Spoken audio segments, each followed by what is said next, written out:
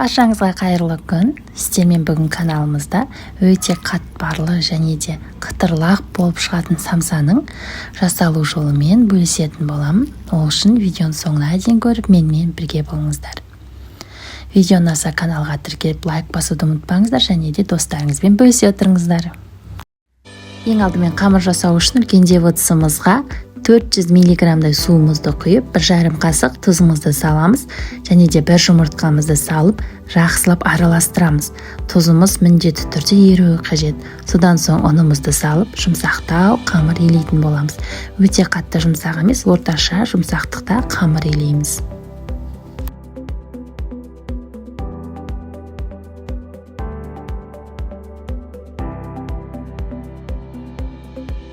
Міне қамырымыз дайын болды, орташа жұмсақтықта болды. Енді бетін жауып 10 минутқа демалдыруға жібереміз. Қамырымызды 10 минут демалдырып алғаннан соң 2 бөлікке бөлеміз, яғни 2 зуала жасап, 2 зуала қамырды да бірден жайып алатын боламыз, үлкен етіп. Өте қатты жұқағып алмаңыздар, мен екінші қамырымды өте қатты жұқағып алдым, сондықтан менде қамырым жыртылып қалды. Ол ештеңе етпейді, самсаға жасай беруге болады.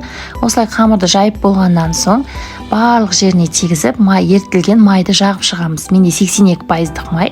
Сіздер де солай алсаңыздар, өте керемет болып шығады самсаларыңыз.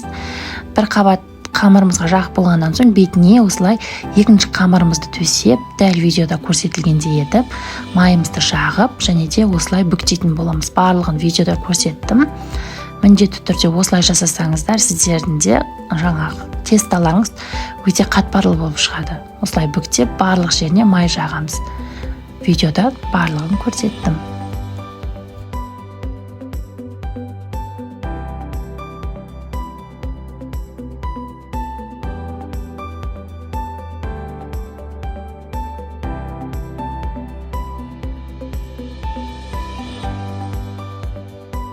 Міне барлығын осылай бүктейміз. Міндетті түрде арасында май жағуды ұмытпаңыздар.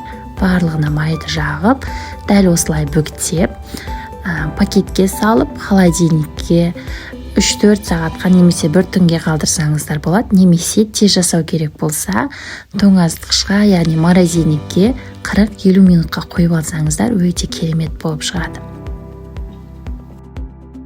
Қамырымызды тоңазытқышқа жіберген кезде салмасын дайындайтын боламыз. Мен картоппен жасадым. Сіздер кез келген салма түрін қолдансаңыздар болады. Барлық салма түрі өте керемет болып шығады бұл қамырмен. Барлық мен осылай картоптарымды майдалап, сонымен қатар пияздарымды майдалап турадым. Дәміне қарай тұзымды және де қара бұрыш қостым. Барлығын жақсылап араластырып, дайындап алдым. Осы аралықта менің қамырым да дайын болды. Қамырымызды осылай тоңазытқыштан шығарамыз.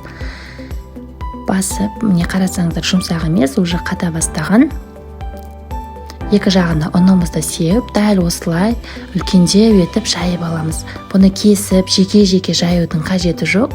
Ұзақ уақытыңызды алмайды, осылай бірден үлкендеу етіп, осылай жайып шыға береміз. Осылай жайсақ та біздің самсаларымыз өте қатпарлы болып шығады. Жеке-жеке жайып, оны олай уақытыңызды өткізбеңіз. Бірден осылай үлкен қылып жайып, өзіңіз қалағандай көлемде кесіп аласыздар. Мен осылай 4 бұрыш қылып кестім. Өте қатты үлкен емес, өте қатты кішірек емес. Орташа көлемде барлығын кесіп, салмаларын салып, осылай 4 бұрышты етіп бүктедім. Барлығын видеода көрсеттім. Менімен бірге болып, видеоның соңына дейін көріңіздер.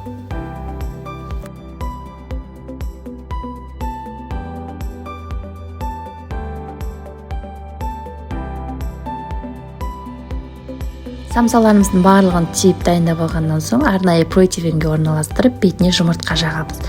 Және де мен видеода көрсетілгендей етіп, бетін кішкене осындай лезвияның көмегімен кесіп жібердім.